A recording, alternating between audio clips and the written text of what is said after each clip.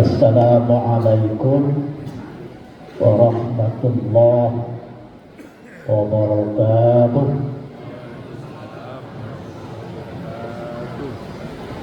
Assalamualaikum warahmatullahi wabarakatuh.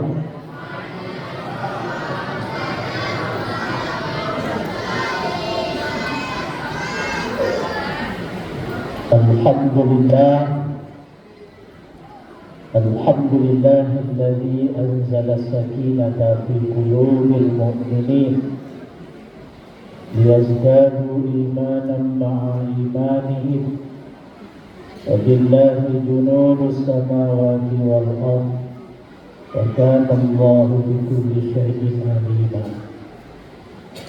Asyhadu an la ilaha illallah wahdahu la syarika lah wa asyhadu anna Muhammadan abduhu wa rasuluhu la nabiyya ba'dah.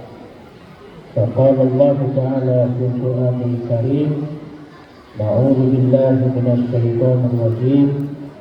Bismillahirrahmanirrahim. Wa idza quri'al Qur'an fastami'u lahu wa ansitu la'allakum turhamun. Wa qala aydan inna hadzal Qur'an yahdi lillati hiya aqwam wa yubashshirul mu'minina alladhina ya'maluna as-salihat anna lahum ajran kabira. Wa qala an-nabiy sallallahu alaihi wasallam zayyinul Qur'an bi aswatikum. Sadaqallahul azim wa sadaqa rasuluhun nabiyyul karim wa nahnu ala dzalika minasy syahidin wasyakirin.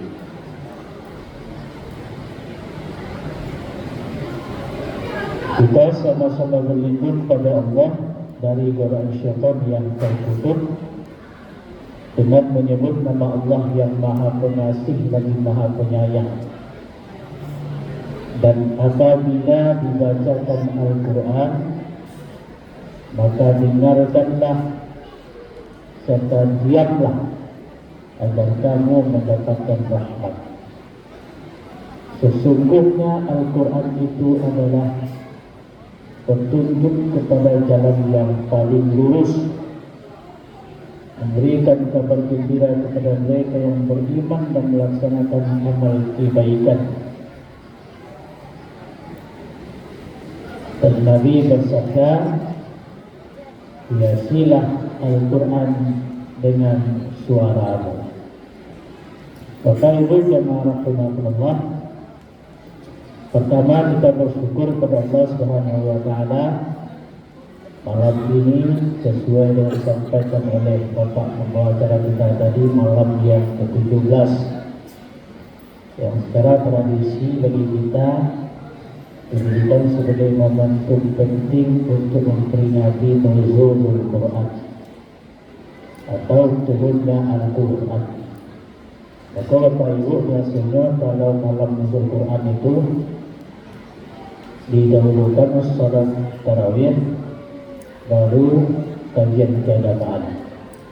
Jadi kalau malam biasanya ceramah dulu baru salat tarawih. Waktu dibalik oleh guru Pak Awidana, sebenarnya secara prinsip tidak ada bedanya Pak. Cuma sedikit. Kalau tak panjang nanti Ustaz memberikan ceramah 10 atau 15 menit dari waktu yang biasa. Itulah panjang loh sila ibu bapak jam.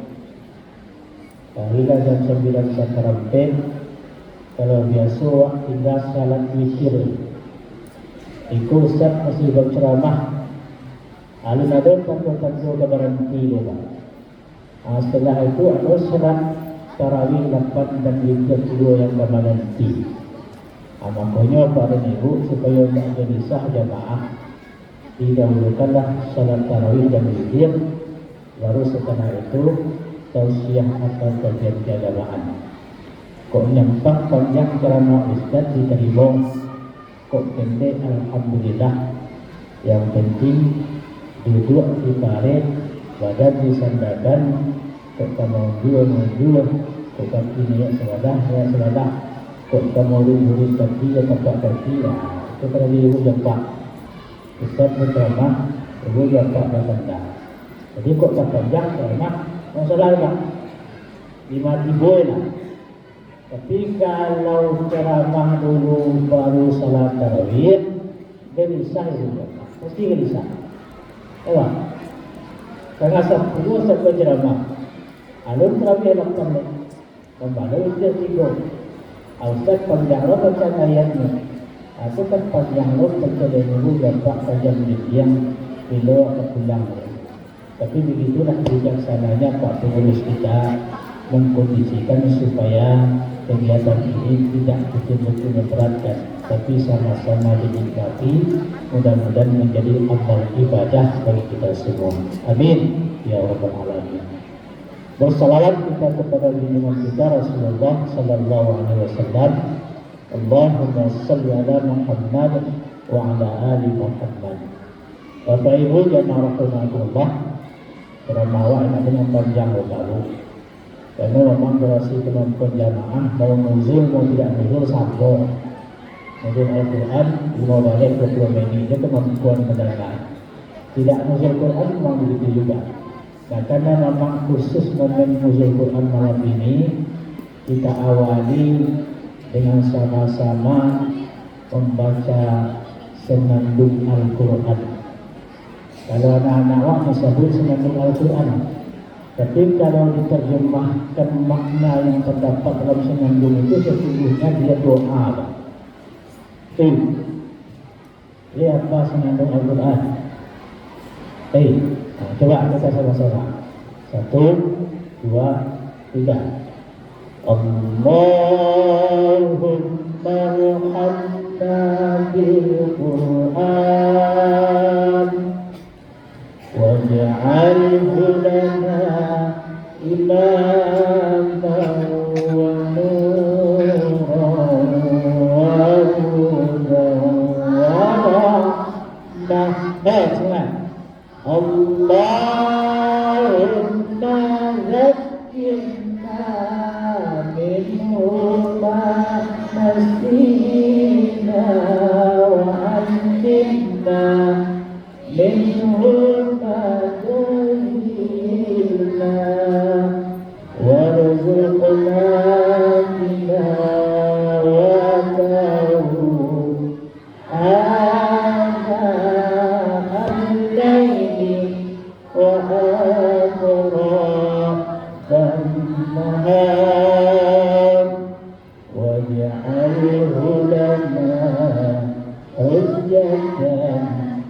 ya Rabbal alamin. Sebetulnya Bapak Ibu itu doa kan? Allahumma arhamna bil Quran. Ya Allah, rahmatilah kami dengan Al-Quran. Waj'alhu lana imaman wa nuran wa hudan wa rahmah. Jadikanlah ya Allah Al-Quran itu imam, nuran, cahaya, wa hudan, petunjuk, rahmah, kasih dan sayang. Allahumma zakkirna minhu ma nasina minhu ma jahilna ana al-laili wa atrafan nahar. Ya Allah, jadikan Al-Quran itu sebagai pengingat bagi kami ketika kami lupa, jahilna, kami bodoh. Waj'alhu lana hujjatan, menjadikan Al-Quran itu sebagai hujjah bagi kami. Berarti apa Ibu? Doa senandung Al-Quran itu sesungguhnya doa khatmil Quran yang sering dibaca, dan makna muatannya adalah bagaimana kita bermohon kepada Allah semoga Al-Quran itu menjadi imam petunjuk dalam hidup dan kehidupan kita. Nah, dibaca oleh Al-Quran Al-Quran, disitulah makna nuzul Quran itu sebenarnya itu. Nah, ada tu makna nuzul Quran di situ. Karena bermohon kepada Allah untuk menjadikan Al-Quran sebagai petunjuk hujan dalam kehidupan. Nah, Bapak Ibu jemaah rahimahullah. Kalau kita lihat Pak Bu, Al-Quran itu kan isinya komplit lengkap. Kalau Ibu Bapak baca atau tanya, apa kira-kira yang tak ada dalam Al-Quran? Semuanya ada tak? Ini kan hujan babek Bapak, hujan rinai di luar.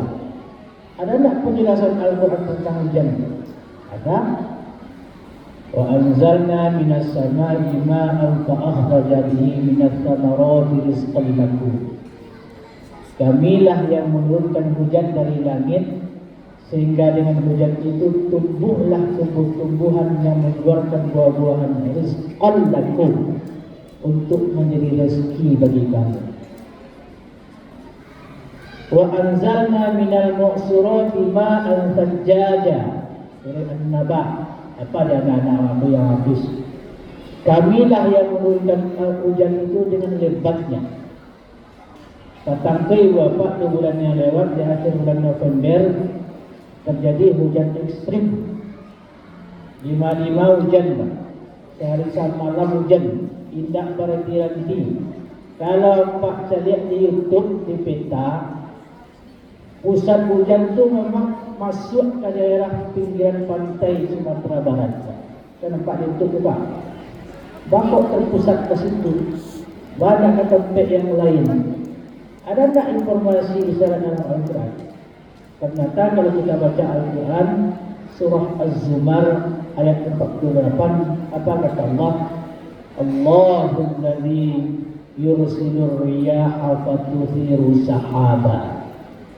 Kamilah yang menurunkan Al-Quran, yang meniupkan angin itu. Dari angin itu berkumpul dan kami bentangkan di langit, kata Allah. Maka berkumpullah para awan-awan di situ dan keluarlah butiran hujan di sela-sela awan itu. Jadi kalau Pak katanya, waktu di situ ada hujan, disitulah Allah gerakkan dan takdirkan, di situ hujan akan turun. Jadi ada informasinya Pak. Ada tak penjelasan Al-Quran tentang bagaimana pergerakan matahari, bulan dan bintang? Ada. وَسَخَّرَ الشَّمْسَ وَالْقَمَرَ وَالنُّجُومُ مُسَخَّرَاتٌ بِأَمْرِهِ إِنَّ فِي ذَلِكَ لَآيَاتٍ لِقَوْمٍ يَعْقِلُونَ.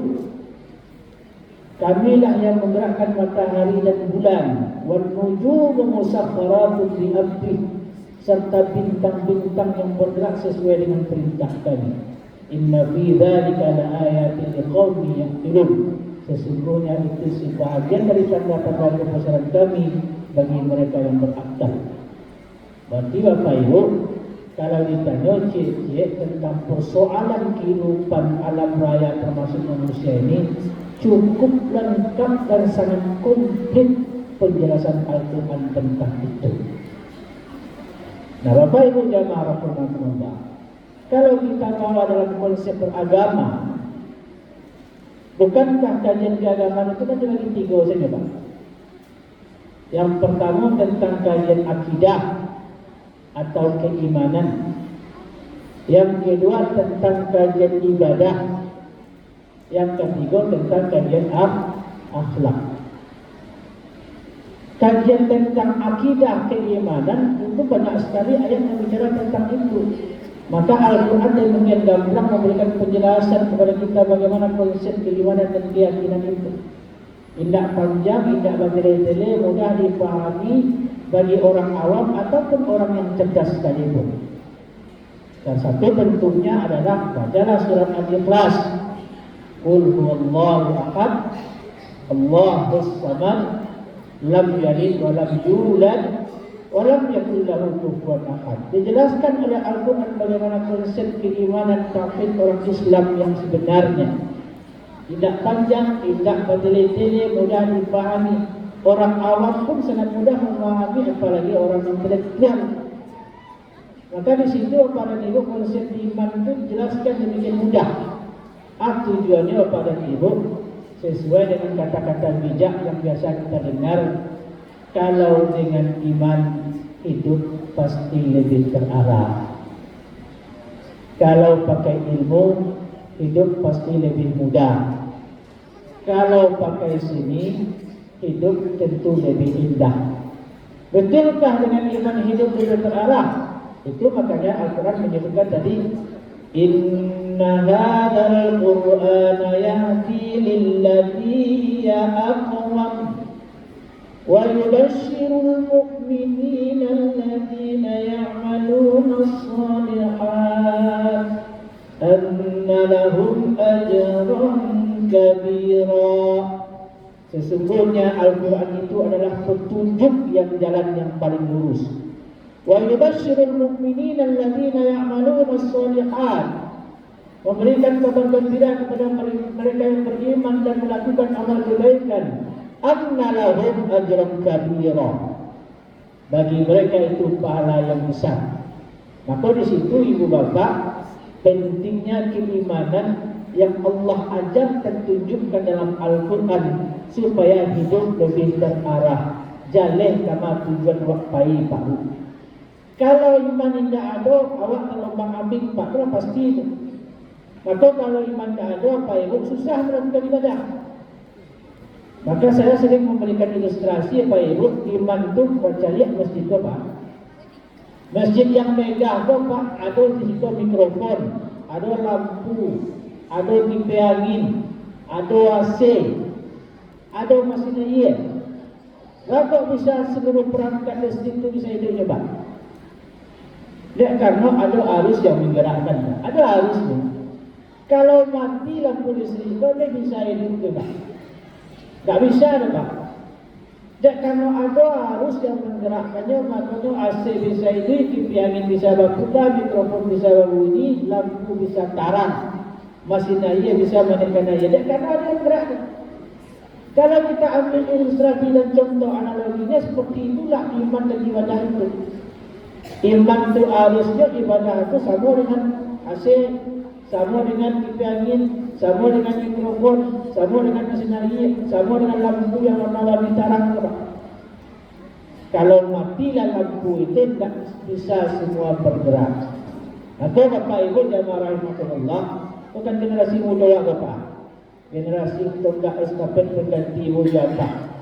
Kalau tidak dibentuk keimanannya berdasarkan petunjuk ayat tadi yang kita jelaskan tadi, apapun rasa ibu bapak kama ajaknya untuk beribadah susah dan sulit. Baguslah menunjukkan mengajian pinjau, sodatlah, berjamaah lah, pergilah ke masjid. Tapi kalau imannya tidak kuat Pak, payah.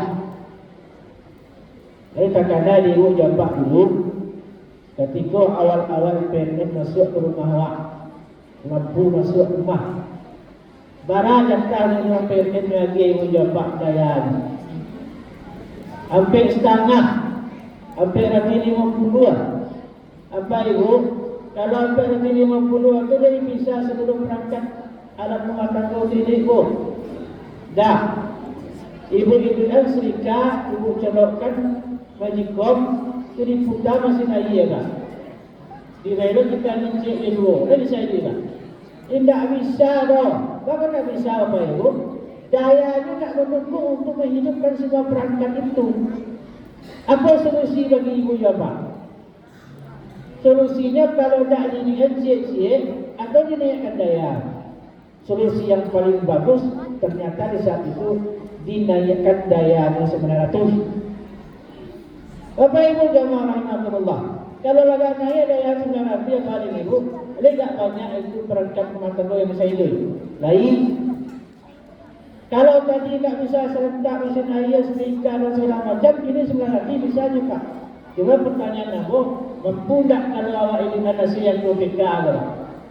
Sendah.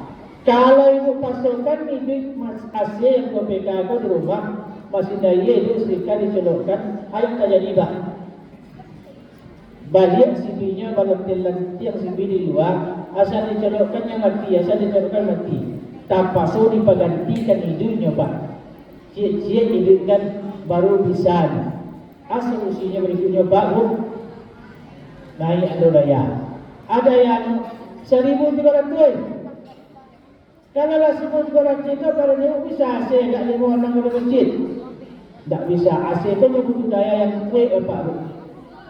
Terpaksalah solusinya dinaikkan daya supaya terkukuh dinyo semua perangkat yang kita inginkan. Iman dan ibadah mudah dulu Bapak Ibu. Kalau iman daya yang terhadap buat dituntutnya melakukan ibadah dengan beragam itu susah. Dia semua berjamaah, dia semua berpuasa, jaga malam. Jaga malam itu sama dayanya kuasa. Kemampuan untuk bangun malam itu semua orang tidak mampu. Tak semua orang yang mampu. Hanya orang-orang yang punya daya iman yang di atas 1.300 ini yang mampu Pak. Kalau dia paso, dia jaga malam tu para ibu, tak paso baca buicik. Ada baca buicik tak? Salat subuh. Nyobai salat subuh, nyobai salat malam 8 rakaat, nyotutup witir 3. Tak kalau menjelang waktu salat subuh, tak orang lah selesai salat subuh jam 6. Sama ibu menghidupkan perangkat rumah tangga dan itu. Di duaan serika tanpa so dicabut mesin air. Atau di duaan asyik tanpa so mencabut kipas angin. Atau namanya apa lagi ibu?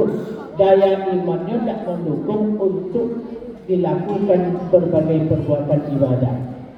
Berarti kepada ibu tak ada pilihan selain dari memperbaharui iman. Itulah yang diajarkan dalam Al-Quran. Inna hadzal Qur'an yahdi lillati hiya aqwam. Kalau iman tak nuduh, tak kuat, tak mantap, akan susah apapun yang dikerjakan. Maka dalam Al-Quran surah Al-Kahfi kalau kita baca bagaimana Allah kisahkan orang-orang semudah Ashabul Kahfi waktu itu, ketika Allah sebutkan nahnu naqussu 'alaika naba'ahum bil haqq innahum fityatun amanu bi rabbihim wa zidnahum huda. Kami kisahkan kepadamu Muhammad tentang pemuda Ashabul Kahfi. Innahum fityatun amanu bi rabbihim wa zidnahum huda. Sesungguhnya mereka itu beriman kepada Tuhannya dan kami tambahkan petunjuk. Apa kunci dalam ayat tersebut? Innahum fityatun amanu bi rabbihim. Ternyata kembali dalam konsep iman. Nampaknya Pak Bu dalam konsep beragama itu memang iman itulah pokok pangkal dari kajian keagamaan, sehingga apapun bentuk kajian ibadah yang dilakukan akan mudah dilaksanakan. Dan itu dijelaskan dengan demikian gamblang dalam Al-Quran. Aku tidak salah kalau disebutkan dengan iman hidup lebih terarah.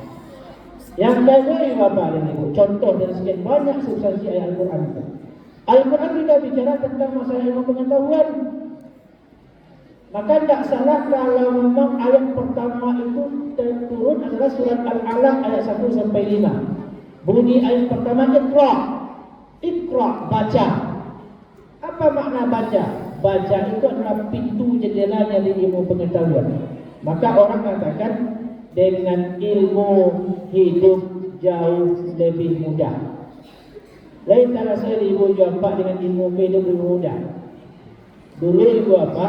Ketika zaman-zaman ketumbar dulu, sebelum ada perangkat teknologi yang canggih demikian rupa, kalau ibu orang itu masak dulu Pak, pakai tungku. Di situ pakai kayu api. Dapat kayu api nak pasal-pasal tanggung pada ibu luar biasa payah dengan media api. Pakai salung api setengah meter panjangnya Pak. Itu abu dapur itu luar biasa. Kalau tak pandai menunya pada ibu putih bulu mata itu dengan abu api. Tapi dengan majunya teknologi, orang tak ada masak pakai kayu api Pak, kecuali yang masak rumah makan ini. Dan karena ada ilmu pengetahuan teknologi. Ternyata dengan teknologi pengetahuan itu memang hidup lebih mudah. Dan Al-Quran memberikan contoh teladan. Al-Quran memberikan isyarat. Al-Quran itu memberikan petunjuk bahwa Al-Quran itu juga penuh dengan syarat-syarat ilmu pengetahuan. Maka tidak salah kalau disebut dengan ilmu hidup jauh lebih mudah. Maka Al-Quran menyuruh orang tuntut ilmu. Nabi mengatakan tutlubul ilma minal mahdi ilal lahdi. Tuntutlah ilmu dari ayunan sampai liang lahat. Talabul ilmi faridatun ala kulli muslimin wal muslimah. Kewajiban untuk ilmu bagi perempuan laki-laki ataupun muslim laki-laki ataupun perempuan. Man arada dunya fa'alaihi bil ilmi wa man arada al-akhirah fa'alaihi bil ilmi wa man arada ma fa'alaihi bil ilmi. Kalau ingin bahagia dunia pakai ilmu, ingin bahagia di akhirat pakai ilmu, ingin bahagia dua-duanya pakai ilmu. Ada tu Pak. Ilmu kuncinya Pak. Cuma kadang-kadang Bapak Ibu, ilmu pengetahuan yang demikian tinggi, teknologi yang demikian hebat, kalau tidak dilandasi dengan iman yang tadi itu Pak, akan terjadilah kehancuran dan kemusnahan. Contohnya Pak, ini contohnya mulai parang Pak. Barang Iran, Amerika, Israel tu Pak. Barang kaya pakai ilmu pengetahuan orang, ada nuklir, ada bom, ada rudal yang tidak dikendalikan dengan dasar keimanan, yang terjadi tidak lebih hanya kehancuran dan kemusnahan. Itu dikarenakan ilmu pengetahuan tidak didasari dengan keimanan dan keyakinan kepada Allah. Aku tak salah ya Pak, ilmu itu bermanfaat, tapi yang dia Pak, kalau tak pandai menggunakannya terjadilah kehancuran. Tapi kalau pandai memanfaatkannya terjadilah kebaikan dan kemaslahatan. Saya mau jawab ke Pak, itu kan hasil ilmu pengetahuan dan teknologi kan. Jadi karena HP itu banyak mudah urusan Pak. Terhadap anak kami nanti di Jakarta itu juga video call saja Pak. Ingin memvideokan kegiatan tinggal meminta HP. Jadi karena memang ada teknologi. Ini ada teknologi AI. Cuma sayangnya dengan AI itu menjadi pemalas anak-anak, termasuk mahasiswa-mahasiswa metode. Jarang mahasiswa ini itu yang bawa buku, mengambil buku sekolah kampus itu Pak. Kalau dulu orang membawa buku 5, 6 barik tas. Timbang baunya membawa buku di kabaringan. Kalau ini dia mengandalkan AI itu saja. Kalau ada pertanyaan dia tanya AI itu, kan ada pertanyaan yang bagus tentang ini, hanya biar AI. Tak tentu dia jawabannya, tanya ke AI. Tolong carikan jawaban tentang ini. Akan malah jadinya Pak, buku tak pernah dibaca. Kalau zaman dulu tak Pak, cik buku itu cair sendirinya, tanda-tanda klipnya. Karena satu buku itu dibaca oleh puluhan orang ingin mendapatkan informasi dari buku yang sama. Buku terbatas, yang membaca banyak. Kini buku banyak, apa ibu yang membaca tak ada. Karena hanya mengandalkan teknologi yang seperti itu. Bermanfaat kan? Bermanfaat. Tapi terkadang ketika ilmu hanya dipakai untuk kemudahan tanpa didasari dengan hal-hal yang lebih baik dan maslahat. Terkadang ilmu hanya sekedar untuk memberikan kemudaratan. Makanya di situ penting Bapak Ibu, betapapun ilmu manusia tinggi, teknologi manusia mutakhir, kalau tidak didasari dengan iman yang kuat, keyakinan yang teguh, ternyata yang terjadi tidak lebih hanya kehancuran. Aku tak salah disebutkan dengan ilmu hidup jauh lebih mudah. Bapak Ibu jamaah rahimakumullah. Yang ketiga ada istilahnya Pak Ibu, dengan seni hidup jauh lebih indah. Allah itu indah dan menyukai keindahan. Al-Quran itu kata Nabi, Zainul Quran bi aswatikum. Hiasilah Al-Quran itu dengan suaramu. Bacalah Al-Quran itu dengan irama. Dan bacalah Al-Quran itu seperti orang Arab membacanya. Setiap waktu pasti punya seni lah. Tak ada enggak. Cuma porsinya beda-beda.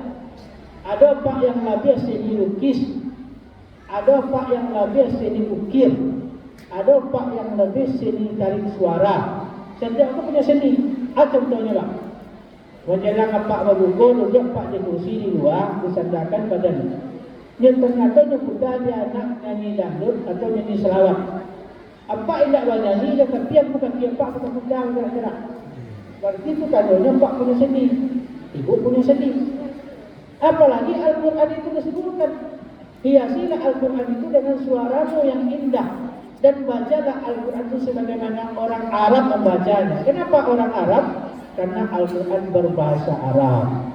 Nah, cuma ini kok Bapak dan Ibu, dek kadang-kadang dek bebas berpikiran, orang bebas berpendapat dengan berbagai alasan.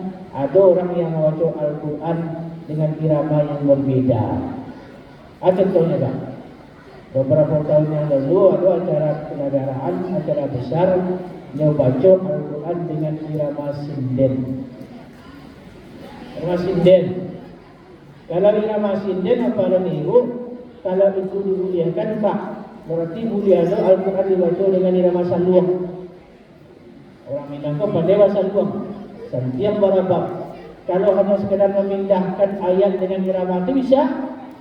Bisa Pak. Termasuk irama dangdut. Dipakai irama dangdut itu dibacakan dengan Al-Quran. Bisa? Tapi kan Nabi mengajarkan tidak begitu. Contoh Pak.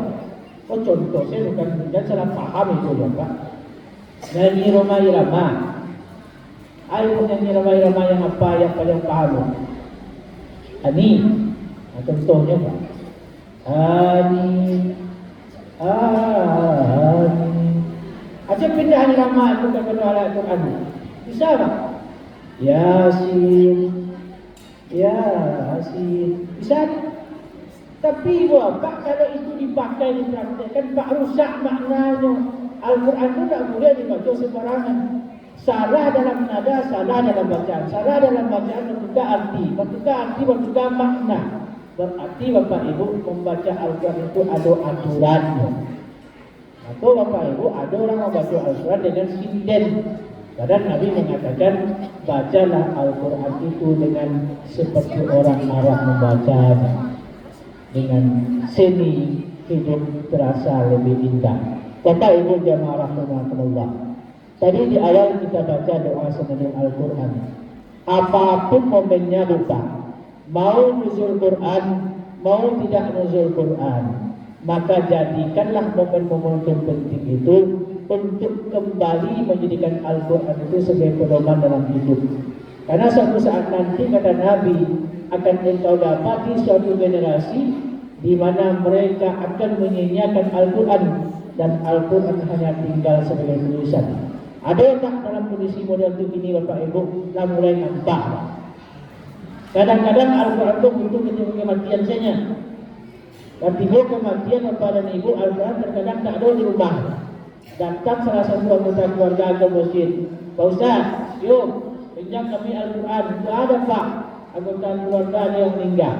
Dia pinjam tak 10 atau 5 balai Pak, dia bawa ke rumah. Dia letakkan Al-Quran itu di kepala jenazah. Tujuannya supaya orang yang melayat itu bisa baca Al-Quran dan hadiahkan pahalanya Pak. Kalau itu tujuannya para ibu, jangan ketika mati, ketika ini hanya baca orang Al-Quran Pak. Al-Quran badanku bakabut tinggal di lemari begitu indah tersusun. Tapi kapankah Al-Quran itu dijamah, disentuh dan dibaca? Maka tidak salah sekali setahun momen nuzul Quran itu mengembalikan girah semangat kita untuk sama-sama kembali gemar membaca Al-Quran dan gemar mentadabburkannya. Yakinlah kita Bapak Ibu, setiap Al-Quran yang kita baca satu huruf pasti memberikan kebaikan. Tele mana Ibu Bapak baca Al-Quran, baca ya Pak. Lidah kau tak lurus je, baca je. Tak ada lidah kau tak kuat baca Al-Quran tak. Orang yang baca huruf Zaid, dia Zaid. Coba Pak baca huruf Zaid, Zaid. Kalau Zaid itu apa ni? Oh tak ada makhraj dalam Al-Quran. Akan pilih mana ada ketikanya membaca surat salah. Coba Pak baca surat salah dengan Zaid. Ijazul jilatil ardu jiljalah. Salah juga. Tapi dia kena itu kemampuan lidahnya kan dipanggil ya Pak. Kamu je nama Pak, saya nama Pak Afrizal. Siapa bilangnya Pak Zal. Tapi kalau lidahnya cadel Pak nak Pak Zal dengan Pak Jal. Kalau nyumpang dia Pak dengan Pak Jal itu tak masalah. Tapi yang bedanya cuma udah kan Pak. Sama ada Jal. Dek kan lidah yang cadel. Kalau kamu fajal itu aman tu Pak. Tapi kamu ada jalan. Kalau dajal tu apa maknanya Pak? Tapi kan di pangan lidah yang model tu, tapi Allah Maha tahu dan Maha paham. Maka bacalah Al-Quran, mudah-mudahan dia menjadi cahaya, dia menjadi imam, dia menjadi petunjuk dalam hidup dan kehidupan kita. Bapak Ibu jamaah rahimakumullah, barangkali itu yang bisa kita sampaikan. Karena di perpanjang mana ceramah Bapak Ibu durasi kita jamaah paling maksimalnya 20 menit. Apalagi kalau rasa luar jedah minum makanan minuman tu baru. Aku yakin pacarana minum dan bawa ceramah Pak yang perhatian jamaah tidak akan sadar. Dan pasti kepilihan yang berisi kue dan macam-macam. Mohon maaf Bapak Ibu kalau ada yang salah dan janggal. Dan akhir kita sama-sama bermohon kepada Allah, semoga momentum nuzulul Quran itu mampu kita jadikan iktibar pelajaran untuk kembali sama-sama membaca Al-Quran dan mentadabburkannya. Tentu yang lebih penting, mari sama-sama kita amalkan isi kandungan Al-Quran. Sehingga Nabi mengatakan, hiasilah rumahmu dengan salat wa tilawatil Quran. Dua hiasan sedang, do salat dan bacaan Al-Quran. Semoga Allah berikan keberkahan dalam hidup dan kehidupan kita. Semoga Al-Quran tetap booming dalam hidup dan rumah tangga kita. Amin ya rabbal alamin. Assalamualaikum warahmatullahi wabarakatuh.